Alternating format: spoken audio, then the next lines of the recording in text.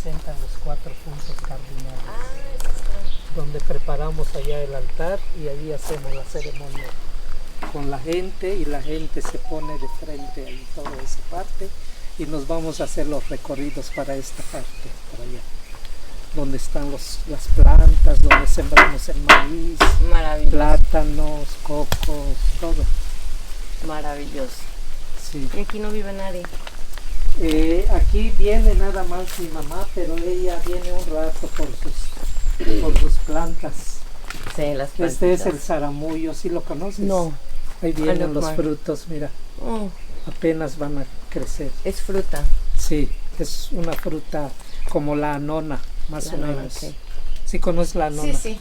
Es más o menos así, pero este es más dulce y muy suave, muy jugoso y muy suave, muy suavecito. ¿Y la nona cómo se come? La Porque nona esa es como malísima. Yo no me la puedo comer. Ahí mira, esta es anona, pero ahora no tiene fruto. Esas se comen igual, se maduran, quedan rojas y tú las pedazas y son muy dulces. Sí. Muy bien. Y aquí hacemos el fuego, encendemos Aquí, fuego allá sí. para el fogón. Maravilloso. Y no vive nadie entonces. Aquí no hay así que viva, no. Nomás venimos para la vaina, que es muy dura, que no se rompe, ¿Sí? y que la puedes tejer Y sí, tenemos para poner muebles. jícaras, trastes o lo que sea. Ajá. Es natural. Sí, es Sí. natural. Es todo Es muy fuerte. Wow. de la selva. Es selva. Sí. Muy gracias. ¿Conoces este? ¿Tú? Bejuco, sí. El bejuco. Bejuco. O muchos le dicen no sé si oigo que muchos le dicen no vaina, es el bejuco o como un tipo de soga o hilo, pero es natural, Sí. no es de plástico ni ¿Me vas a de nada. hacer para allá, por favor? Porque vamos a hacer una entrevista y por favor no te permiso. Let me know when you're ready. Ya. ¿Sí?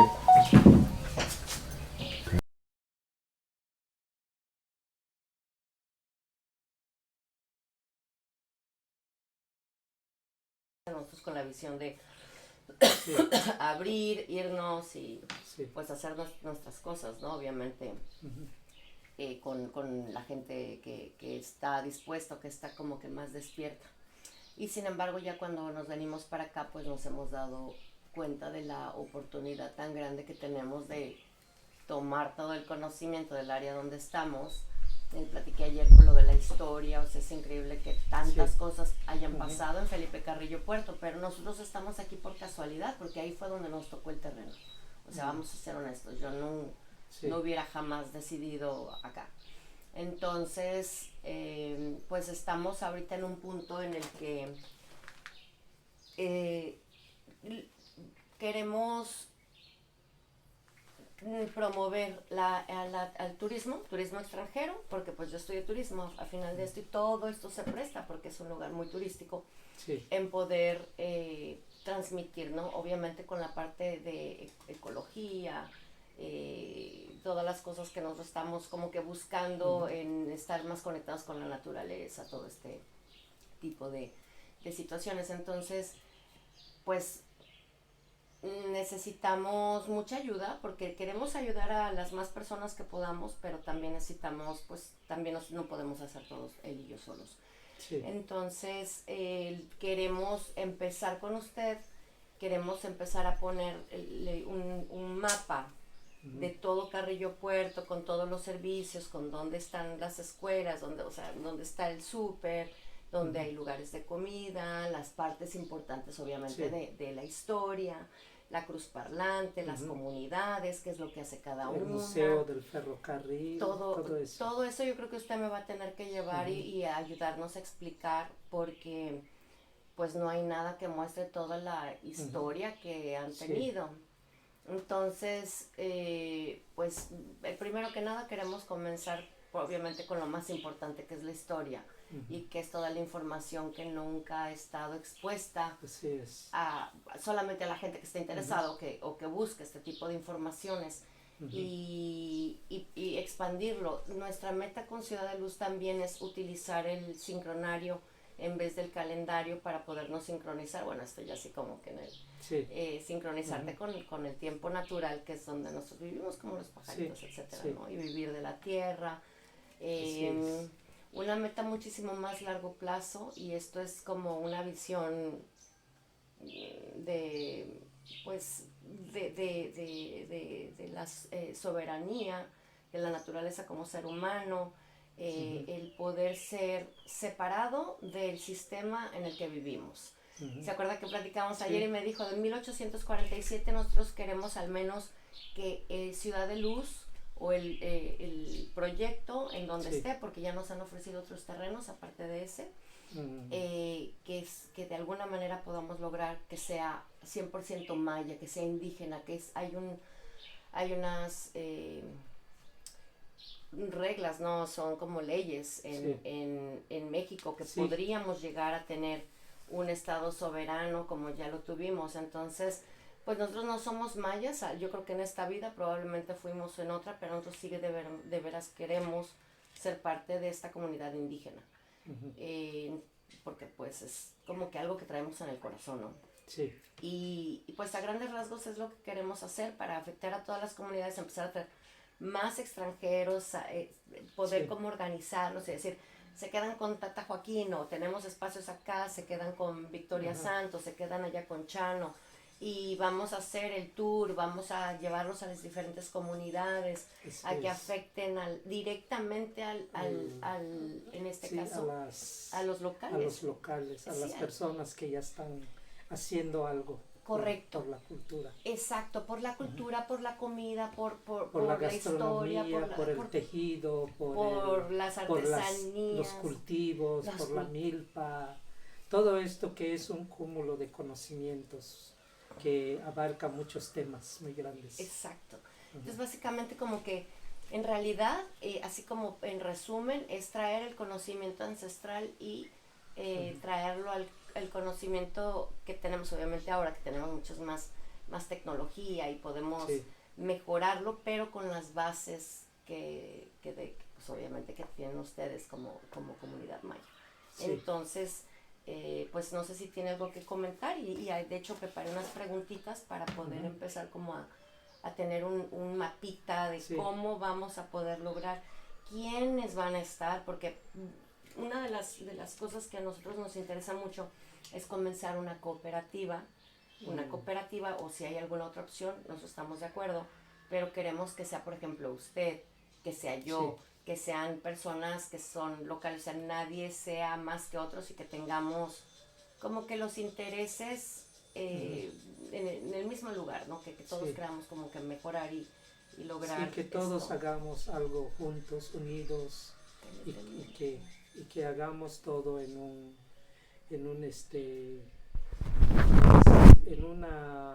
un sentimiento de unidad, que cada quien puede hacer lo que sabe, lo que conoce, y se puede hacer un gran, como decir, trabajo de todos, y promover a cada uno con sus actividades. Exactamente, comenzando con los que den, por ejemplo, más valor cultural o dentro de lo que estamos hablando. Y bueno, ya obviamente vamos a seguir ayudando y inspirando a los demás para que se vayan juntando con nosotros. También tenemos el apoyo de Marco, porque también creo que le dieron un puesto bastante bueno, entonces hay que ponerle la propuesta. O sea, hay mucho que hacer, pero ahorita lo que tenemos que hacer es como el esqueleto de lo que se va a lograr, y pues ahorita en este caso somos nosotros tres, y vamos empezando con más personas y más personas que se están uniendo al tejido que estamos armando. Sí. Pues es interesante, porque en realidad el gobierno, el municipio, los gobiernos mayormente no le han puesto interés a la cultura. Más bien vemos que se promueven otras cosas, y la gente sigue arrumbada, sigue buscando qué hacer, dónde promover sus productos, cómo vender, cómo voy a salir, dónde voy a agarrar recursos para pagar mis gastos fuera de mi casa. Entonces todo esto es lo que complica a la gente poder vender sus productos que produce. Entonces, como no hay medios y no tienen al alcance otros medios de difusión o de comunicación, pues ellos hacen como pueden, salen, se van, venden donde quiera o lo rematan y después regresan a su comunidad, pero pues no venden los productos con el costo real, o si no los aprovechan en otro lugar y pierden el costo en realidad del trabajo que ellos hacen, sobre todo de los hipiles, de los bordados, de las hamacas, de los tejidos, de muchas artesanías que se están desperdiciando en las comunidades y que no hay un mercado o un gobierno que diga voy a fomentar aquí un mercado para todos los indígenas y que vengan a vender, que vendan, que no les cobren tanto impuesto ni que les estén exigiendo tantas cosas. Entonces esto yo pienso que sería una ayuda. Sí, pero cuando tú tienes y quieres vender y sales a promocionar tu producto y te quieren cobrar impuestos, te quieren cobrar de todo, entonces ¿dónde vas a ganar tú? Si lo que tú vendes, hay veces no lo vendes al precio, lo vendes a un costo muy bajo y todavía tienes que pagar algo más. Sí, sí, y entonces, lo entendemos. No. O les compran muy barato los productos para revender. Pero estamos viendo también ahorita el problema de la gentrificación, están comenzando los Oxxos, los supermercados, y todo esto van a empezar a quitar los negocios porque ya la gente pues ya no va a la tiendita de la esquina. Sí. Si tienes un Oxxo porque tiene más cosas, pues van y compran. Entonces, como que la educación otra vez de que pues, si necesito comprar frijoles, pues se lo voy a comprar a mi vecino, aunque me salga un poquito más caro. Hacer entender que la única manera de protegerse en contra de estas compañías pues son estando unidos, ¿no? Shall we start or did you start already? Okay. Le voy a hacer unas preguntitas, ahora sí ya estoy más preparada que la vez pasada. Preparé unas preguntas porque creo que de ahí vamos a poder empezar con lo que es el esqueleto. Entonces en este caso creo que ya hablamos ahorita, pero dice cuáles son los mayores desafíos que enfrentan las comunidades mayas en este momento. Entonces creo que es parte de lo que acabamos de hablar, pero si hay algo más, ¿qué son los desafíos que enfrentan las comunidades aquí? Pues la mayoría de las comunidades indígenas presentan muchos desafíos, necesidades, problemas que muchas veces no tienen sobre todo las comunidades más rurales, que están más alejadas, que no pueden salir y sobre todo también no tienen acceso a servicio médico, que también no tienen, en algunos casos no tienen educación, no hay educación, no hay pues personas que capaciten a la gente para conocer más de su trabajo, de cómo comercializar, de cómo vender, de cómo prepararse o enseñarles cuando menos a manejar un equipo y saber qué puedo hacer yo para no salir a gastar mi pasaje o mi dinero para comunicarme con tal compañía o con tal asociación y vender mis productos o que ellos vengan aquí a comprarlo, no sé. Pues todo eso yo pienso que eso es una labor de un gobierno, porque nosotros como personas, personas pues comunes, podemos pensar que pues yo lo que hago lo puedo hacer por mi cuenta, puedo hacer mi taller, mi clase, lo cobro y hago un trato con los estudiantes, con las escuelas y los capacito con los temas que ellos requieren, como la agricultura orgánica, como la historia, como el calendario, como el horóscopo, la cosmología maya. las profecías mayas, los eventos como las ceremonias y tantas cosas que se pueden hacer, pero todo esto requiere también de un recurso económico. Y si tú no tienes el recurso, pues no puedes hacerlo. Entonces siempre se hace siempre los estudiantes saben que hay que cooperar.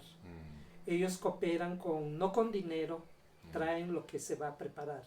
Por ejemplo, traen hojas de plátano, traen tamales, traen naranjas, traen maíz, traen frijol, traen elotes, traen naranjas, traen productos que podemos usar para la ceremonia. Entonces ellos vienen así y lo ponen al altar y se prepara todo en unidad con todos, cooperamos con todos. Y siempre así lo hemos hecho. Oh, qué bonito. Y vienen y ellos saben que van a cooperar y se hace una ceremonia del chachac, de la lluvia, o una ceremonia de la fertilidad. Cuando nace el bebé, se toma y se le abren los pies y se le pone aquí para que el niño sostenga, tenga mucha fuerza y cuando empiece a caminar no se esté cayendo a cada rato y pueda comer cosas sólidas. Aprenda a comer a temprana edad cosas sólidas, no solamente líquidas, y pueda ser más fuerte cuando vaya creciendo, durante su crecimiento. Entonces todas estas ceremonias son eventos que se practican en la cultura maya y que ahora nadie las hace. Solamente las personas que en realidad están más arraigadas a la cultura lo siguen practicando, pero la mayoría ya viven como colonizados más bien. Sí, ya piensan en decir, mejor pienso en una ciudad, en ganar dólares, en música, en ver mi celular, en estar en una computadora, trabajar con el turismo. Esa es la mente actual. Ya no se piensa como decir, voy a hacer mi milpa, voy a sembrar mi terreno, voy a limpiar mi terreno y voy a sembrar mi maíz, mi frijol, mi calabaza, mis camotes, mi yuca, mi macal, todos estos productos que se consumen, tener mis gallinas, mis pavos, mis borregos, mis cochinos, todo podemos hacer. Pero lamentablemente la mentalidad ya cambió. Ahora la mentalidad de los jóvenes ya no quieren tocar la tierra, ya no quieren agarrar un machete, ya no quieren agarrar una coa para chapear, chapear el maíz. Y precisamente, discúlpeme que le interrumpa, porque esta pregunta que viene es precisamente conectada a lo que está diciendo. La segunda pregunta es, ¿qué necesitan realmente los niños mayas para creer fuertes, orgullosos de su cultura y preparados para el futuro? Porque ahorita pues el foco tendría que ser para los niños, porque ya las nuevas generaciones ya las perdimos. Ahora, ¿cómo retomamos, por ejemplo, mi hijo, sus nietos, toda la niñez en este caso?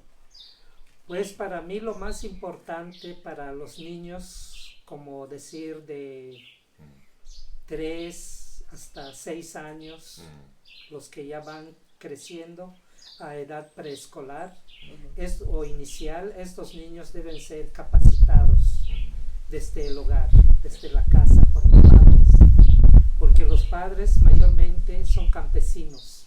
Entonces el campesino sabe que su hijo tiene que aprender a hacer su milpa, a chapear, a agarrar el machete. No solamente es agarrar por agarrar, tienes que enseñarle y decirle, esto se agarra así, así vas a cortar, así vas a limpiar, así vas a poner la basura bajo las plantas y vamos a cosechar el maíz cuando es ya tiempo de cosecha.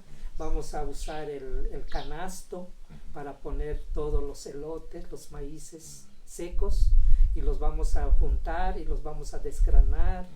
Y el niño siempre se mantiene ocupado con esta actividad. Entonces, el niño a esta edad es más fácil que tú lo enseñes y que él pueda enfrentar los retos que vienen en el futuro. Porque actualmente estamos viendo que las cosas van de mal en peor. Y si los niños no aprenden a hacer algo, no saben ni cómo ir a la milpa, ni cómo cosechar, ni cómo criar un pollo, ni cómo hacerlo o prepararlo. Pues este niño va a crecer con un conocimiento que no va a ser válido para su vida cotidiana. Siempre va a depender de los demás. Sí. Siempre va a pensar quién me va a dar o quién me va a ayudar. Entonces esto como que no está bien. Debemos de aprender a trabajar desde niños y ocuparlos, que no los dejemos andar en la calle. Por ejemplo, los niños en aquel tiempo, de aquí hasta los años, vamos a hablar de los 60, 70 más o menos, los niños se mantenían en actividad, los mandaban a buscar trabajo en las casas. Por ejemplo, si hoy no vas a clase, hoy tienes descanso o es fin de semana, ve a chapear el jardín del vecino, ve a ayudar al vecino a preparar la tierra, a sembrar, y así nos mantenían. Y esto nos ayudaba mucho a ser más responsables, tanto como en el trabajo como en el estudio. Porque en ese tiempo pues los niños eran más ocupados en el trabajo. Actualmente pues los niños ya están sueltos, como libres, como decir, ya no quieren trabajar, por eso crecen ahora con este problema de tantas cosas como desertan en la escuela, dejan de estudiar, otros ya no quieren trabajar, otros se vuelven maleantes, otros se vuelven en cosas que no son correctas. Entonces esto yo pienso que debe de empezar en la casa con los papás y los niños, enseñarles el trabajo del campo. No, sí, está muy sencilla, pero muy real. Otra pregunta es, ¿qué conocimientos ancestrales considera importante para enseñar a las nuevas generaciones? O sea, ¿cuál es específicamente como que lo más importante? Sí, pues lo más importante en esta época que vivimos, lo más importante para que los niños aprendan, los jóvenes, es el conocimiento de la cultura, de la lengua y de las tradiciones, para poder preservar nuestras raíces. Entonces, si nosotros no conocemos nuestras raíces, no sabemos a dónde vamos, ni qué queremos llegar a ser. Entonces, primero tenemos que enseñarles que su raíz, que su valor, que su lengua, que su cultura, que sus costumbres son muy importantes para muchos. Entonces, sabiendo todo esto, ellos van a preservar, no importa dónde estén, pueden estar en lugares, como decir, fuera de su contexto, de su comunidad, pero ellos conservan siempre sus raíces, su costumbre, su pensamiento y su cultura, que es lo básico para que, aunque yo esté en un hotel o en un restaurante o en otro país, yo voy a portarme tal y como soy en mi casa, en mi comunidad. Y voy a respetar también la situación de cada persona, la vida, la salud, sus bienes, como decir, ser parte de ello y no pensar, esto no es mío, lo agarro para mí o lo robo, no, sino que tenemos que ser conscientes también de nuestros actos, y eso es lo más importante, saber que los jóvenes aprendan bien su identidad, su cultura, su lengua, y poder trascender más allá de lo que ellos quieran hacer, ya sea una profesión o lo que sea, pero sus costumbres van a seguir siendo las mismas, y van a pensar siempre en la milpa, en el maíz, en el frijol, en la tierra, en las plantas y en las costumbres con sus padres también. Y eso es lo mejor que podemos enseñar. Maravilloso, sí, de acuerdísimo. Aquí tenemos una de Ciudad de Luz y dice, ¿cómo pueden proyectos como Ciudad de Luz 1320 colaborar con las comunidades mayas sin imponer ideas externas? ¿Cómo podríamos nosotros ayudar sin traer, obviamente, nuestros conocimientos transgiversados? Sí, Pues para mí sería bueno que la ayuda directa sería como en el caso de la gente que llega en un lugar o en un pueblo, en una comunidad, pues podrían ayudar primeramente respetando las condiciones del lugar o las leyes o la forma de vida, las costumbres de las personas. Entonces eso hace de que la gente pueda involucrarse más en el pueblo o en la comunidad. Porque si por ejemplo llega alguien y se burla de la vestimenta de la persona o del calzado o de su forma de comer o de su forma de trabajar o de su forma de vivir en el campo, entonces por eso mucha gente ya no quiere que llegue gente a su comunidad, porque creen que los van a burlar, los van a aislar o los van a menospreciar. Entonces yo pienso que respetando la comunidad, el pueblo o a la gente que sea, yo pienso que esto va a dar una gran ayuda para que la gente pueda convivir más con las personas que llegan de afuera, sean extranjeros o sean nacionales o sean gente que estudiantes o lo que sea. Ellos pueden llegar a una comunidad y respetar el ambiente que se vive de las mujeres, porque yo le digo esto porque hay mujeres en las comunidades que andan con, como decir, con poca vestimenta, como solamente el delantal o el justam, solamente sin cubrir los pechos, solamente se ponen unas telas o hay veces nada, las mujeres más grandes, las ancianas. Entonces yo pienso que esto hay que respetar todas esas costumbres que ellos tienen, ya sea en sus ceremonias, en sus formas de trabajo, pues esto es muy saludable para cualquier persona que llega, pues respetar ese ambiente, esa forma de vida y la costumbre del pueblo. Maravilloso, sí. Ahora, esta es muy, muy, muy buena y ya solamente tengo una más. ¿Qué oportunidad ve para que los jóvenes mayas permanezcan en sus comunidades y prosperen?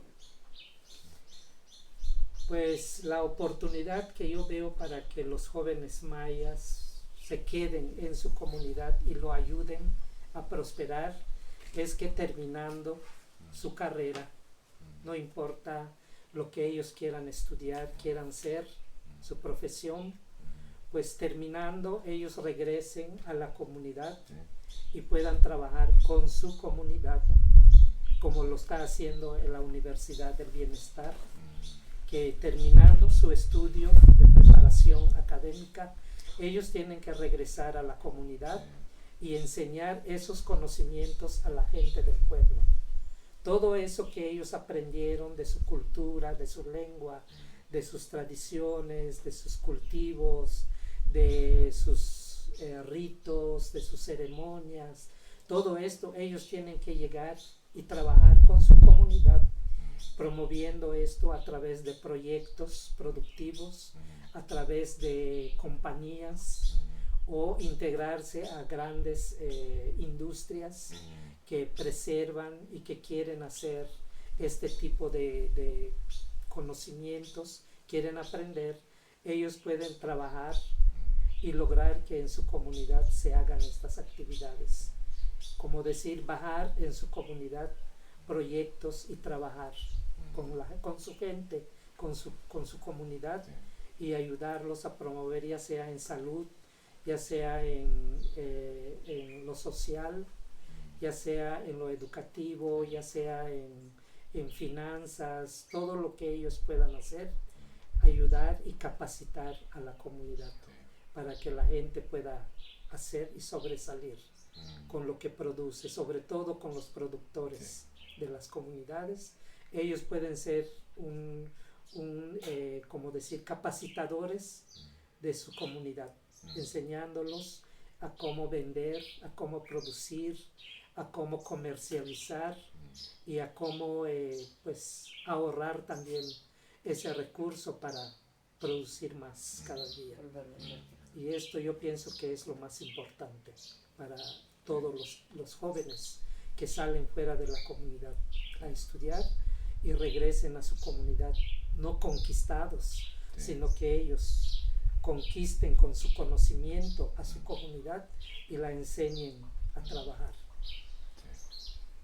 Maravilloso. Como líderes, ¿no? Básicamente. Como líderes de su comunidad. Líderes de su comunidad. Como que ellos son los que van a ayudar, reforzar a la comunidad para salir adelante. Eso está bien interesante porque cuando vengan, la próxima vez invíteme para venir. I can let's do the location here.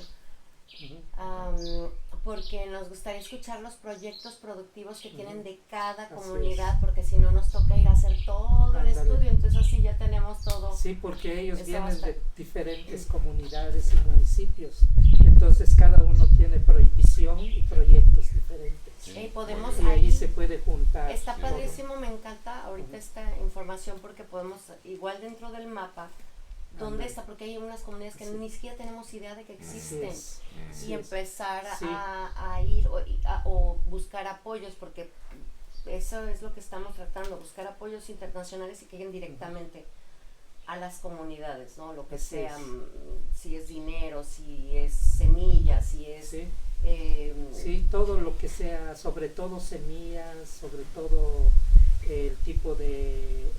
también puede ser alimentos, no sé, otras cosas que puedan que faltan obtener en el lugar, ¿no? Por ejemplo, si no sé, si no producen maíz y que necesiten maíz, pues igual también ver cómo se puede hacer la conexión también con otras comunidades, porque también estamos tratando de implementar la parte de el dinero. Así es.